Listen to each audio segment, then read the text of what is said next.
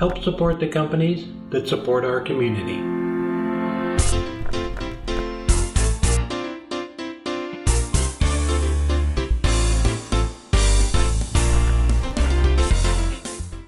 So I'm starting out with a little piece of Spectra ply here. It's a chunk off that black bowl I made a few weeks ago.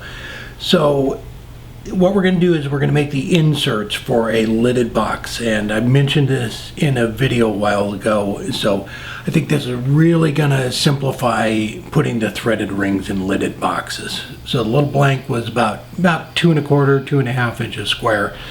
So use the calipers, and so we're going to make our recess in this piece here. So the Spectra ply actually is a really nice, it's stable, so it's not going to move on you. And we're going to glue this into the box in a while, but making little inserts like this, I think it's going to be a nice contrast between the wood. You can make these out of any kind of wood you want too. If you're making a maple box, you could do a walnut one of these, or vice versa. I just happen to have this dark Spectra ply, and it's going to be a nice contrast between that and the maple box I'm making. So what you want to do on this part is the same thing you would do normally when you're making a box. We're just making it in this little insert first. Just get the ring to fit in there nice and tight. And so I'm just using parting tool and the Easy Wood rougher to get it all cleaned up so that it fits in there nice, so that we can epoxy it in. So once I have it sized there, I came in just a little bit, left a little shelf on it. You need a shelf for the rings to sit on to make sure they're nice and flat. And I just went in with the parting tool down maybe a quarter of an inch or so inside of it. So now we'll take it out and flip it around and switch the jaws. So you can see that little shelf I left there, so that the rings sit nice and flat on that. So I'm going to switch to the pin jaws, and then we'll get it all trued up, cleaned up, and sanded.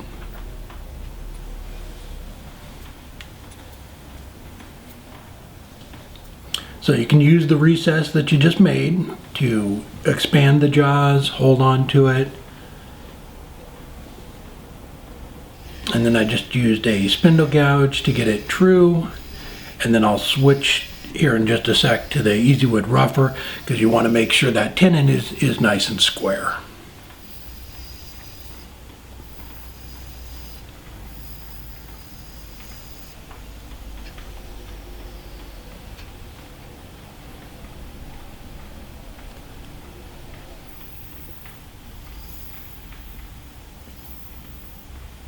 Just got it cleaned up. So now I'm going to come in with a parting tool, and that part where I went down just a little bit deeper, and we're just going to part it off. I should have caught it. It fell on the floor. I had to pick it up. So I put it back on the chuck, just using the recess there, and just brought the diameter or the thickness of it down. You don't need it very thick.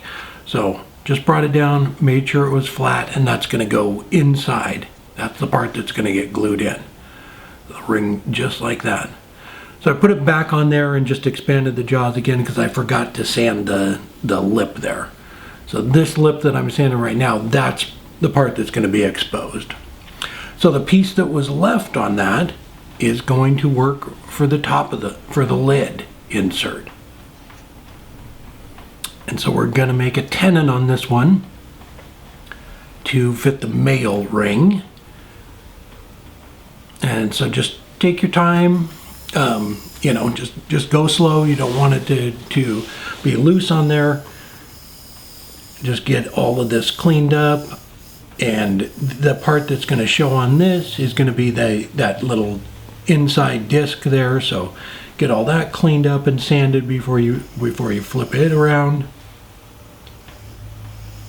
And we'll make sure that that's going to fit around, or the ring's going to fit right around there nice and tight. So same thing with this. I just take my time, go slow. And I just use the edge of the parting tool there to kind of take little bits off as I'm going.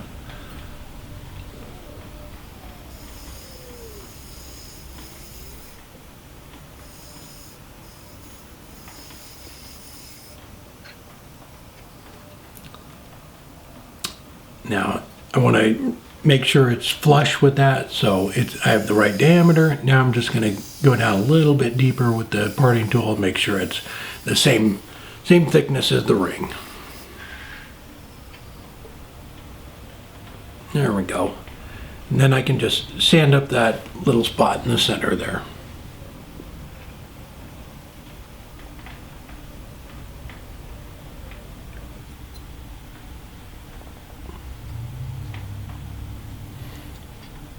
I'm going to switch the jaws again back to the pin jaws.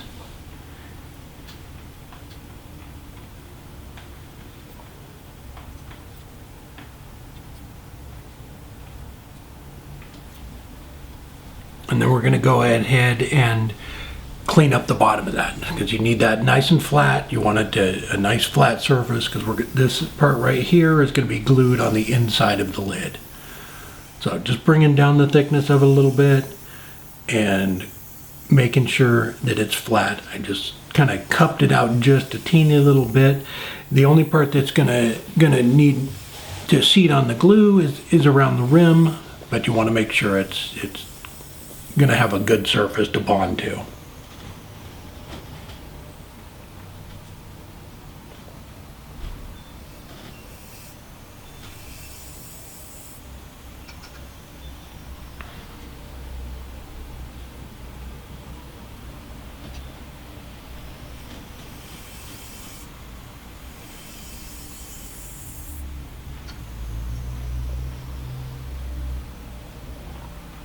There we go. So now we can glue the rings into these two little pieces. So I'm just mixing up some 5-minute epoxy, and it kind of, as far as the 5-minute epoxy goes, I was having to mix it up twice to do these rings because you were doing them separate, but this way just mix it up one time and you can do both rings at the same time.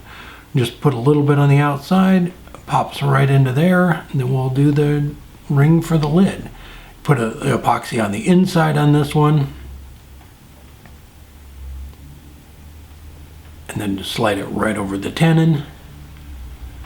Just kind of make sure it's on there. So this is the base of the box, and I'm just going to kind of speed through this part of it because the video is really not about making the box. It's about making these little rings, and I have done plenty of these.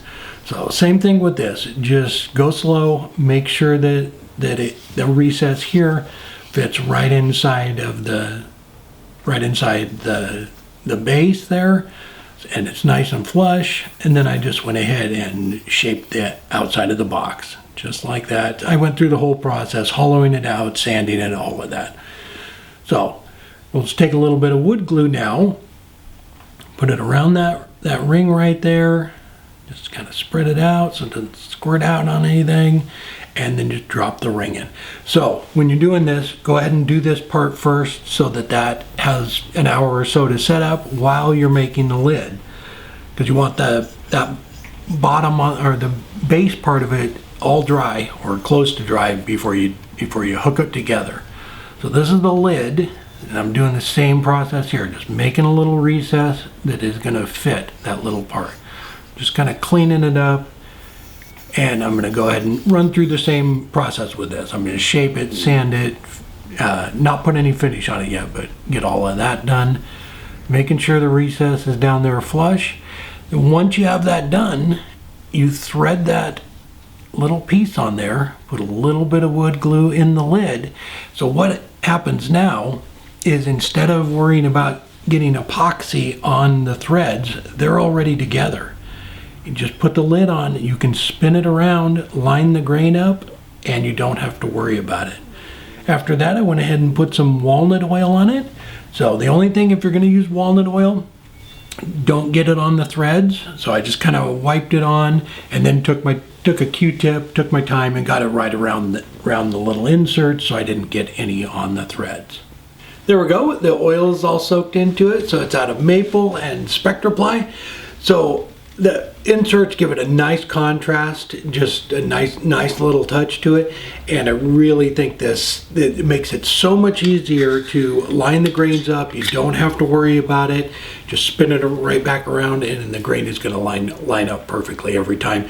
So that little disc in the lid is spinning on the inside of the lid, and you just turn it to where it is, let it go, and it's going to set up, and then you don't have to worry about the epoxy getting into the threads or anything. So I really like this method for, especially if it's a box.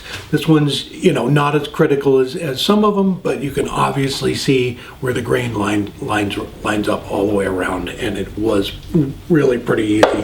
So I made these after that video a while ago, just kind of playing around, see how it would work.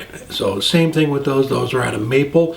What I was thinking about while I was making those is, and I'll do this in a future video coming up, but instead of making the little insert where it has to go in and sit on another little shelf inside of it, if you were to come in and leave a lip up here, and then that way all you'd have to do is make a little recess that would keep, I know it's hard to explain this, but just have this come out like a little T, you know, just like that, a little L shape, and then that ring on the very top of it would sit down on there, and that would make it easier for hollowing out, because hollowing it back around here, so you don't have to get a curved tool to come way back up in here to get that cleaned out to bring down the weight.